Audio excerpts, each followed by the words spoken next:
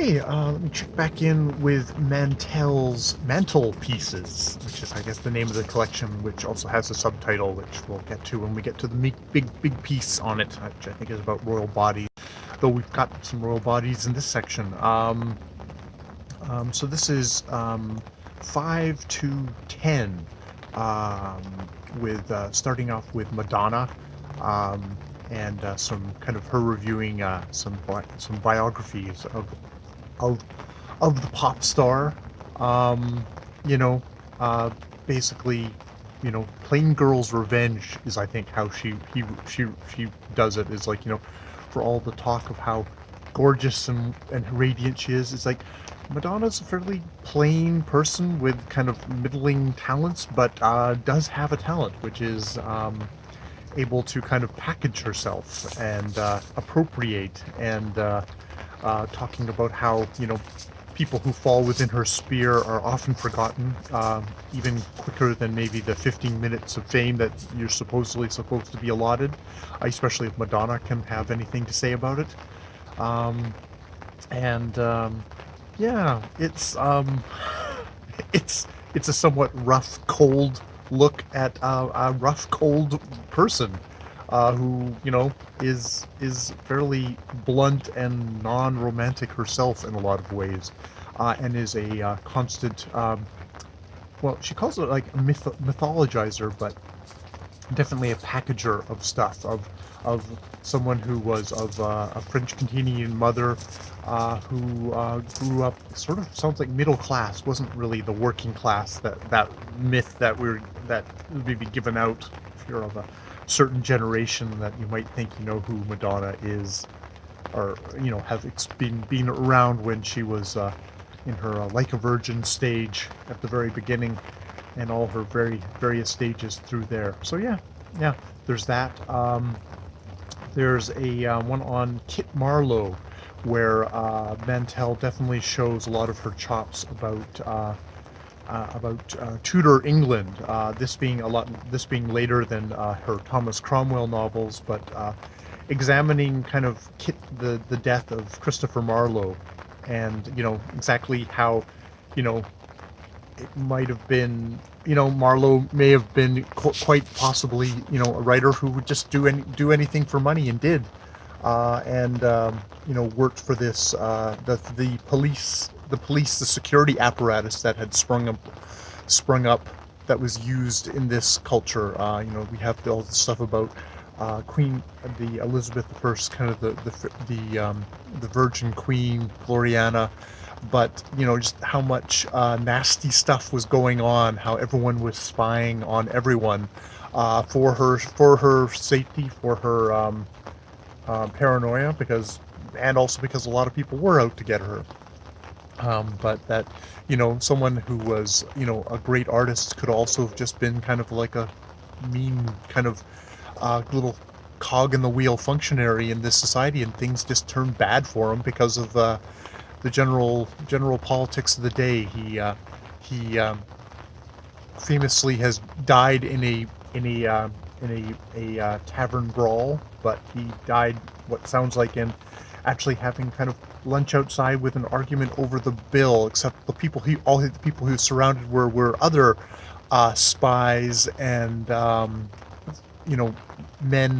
various men of the security state that they lived in, which wasn't like a terribly efficient one. But then again, neither were the people who were plotting against, that they regularly were exposed and killed, and whether they were actually, really plotting, or if these guys were making up stories to get employed, to get more money. So we have that. We get Mantell talking about stuff about the French Revolution, which is definitely a place of greater safety, is her big novel on the French Revolution, and she's obviously used that kind of knowledge to examine books on Therine de Merincourt, who was a Belgian female revolutionary, who it really exposes exactly, it was the universal rights of men for a lot of these revolutionaries was not of women. The 60s did not start off, was not the inventor of terrible sexism and double standards towards women by the revolutionaries who purported to be fighting for human rights. Um, she fell foul of the wrong of the wrong factions, was stripped naked and beaten by other women, and ended up in mental institution. Now, whether she was put in there fully sane, and then was kind of driven insane by the horrible, inhumane conditions and being exhibited naked for looky-loos, because that's basically madhouses were basically little theme parks for the curious, the rich and the curious, curiously rich. And that seems to have been her fate. So there's definitely a thing of just, and also any woman who kind of stuck her head up above the parapet, as Mantell says, was automatically got painted as a whore, or a lesbian, stuff like that, by in her case, by starting off with the royalists, pamphleteers, that side of things. But even then, also had enemies on her own side, the left, by the time the revolution happened. Indeed, that those women who stripped and beat her in public at her very end downfalls. We've got that. We've got the books on the killers of James Bulger, which was a horrific case in Britain not that long ago, where a couple of 10-year-olds found a 3-year-old James Bulger, led him away, led him through the city, with various adults kind of stopping to say, who is he? And it's like, oh, he's lost, we're taking him to the police, and took him out to the railroad tracks, stripped, beat him, and left him on the train tracks to be cut in half. And Mantell kind of looks at these pieces and like how the authors are kind of really kind of poking and prodding and investing themselves in the lives of these two murderers, and sort of making pleas that we should further strip away the rights of these children, that they shouldn't be tried, they shouldn't get the evidence, they should be protected from the evidence of an adult court, to be treated, to be understood.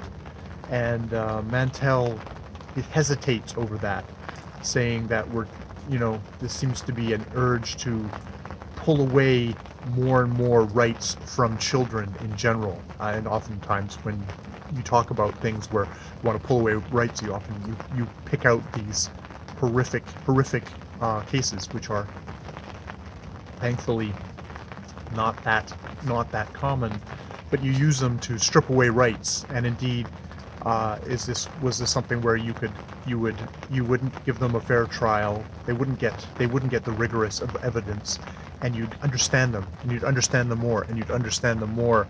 And would that be taken by the objects of that understanding as intrusion, as basically a kind of a dehumanization of them, by not allowing them the rights and the responsibilities to be taken to perhaps they should be taken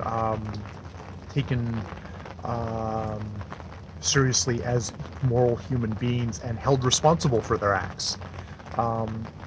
It's one of these things of, whether they had been convicted of murder or of manslaughter, they still would have had probably the same incarceration and treatment that they do have. So yeah, it was an interesting article that way, because if there is sort of a tyranny on one's of caring, which is something, as someone who is a support worker who is I guess professionally a carer, it's like, but you also have to try and balance that with actually giving the people you're caring for their rights and their own dignity in that situation, and being allowed to make their own mistakes. So that was an interesting piece. We had there's I think there's one about a woman who was abducted by natives as a child, um, in kind of in kind of between the American colony and French Canada, and was abducted and didn't go back to her family. Was converted from kind of the Protestantism to the Catholic faith of these native people, and Mantell looking at this and just that idea of like, well, there's this idea of colonialism, which was, oh, we're gonna bring godliness to the natives, and we're gonna convert them, and we're gonna change them into little kind of versions of ourselves. But that something about the abduction narrative, the horror of it, you can look at it and go, oh, what happens if the process is in reverse? What happens if we come here and we get changed into native people? Which, it's like, is that the horror that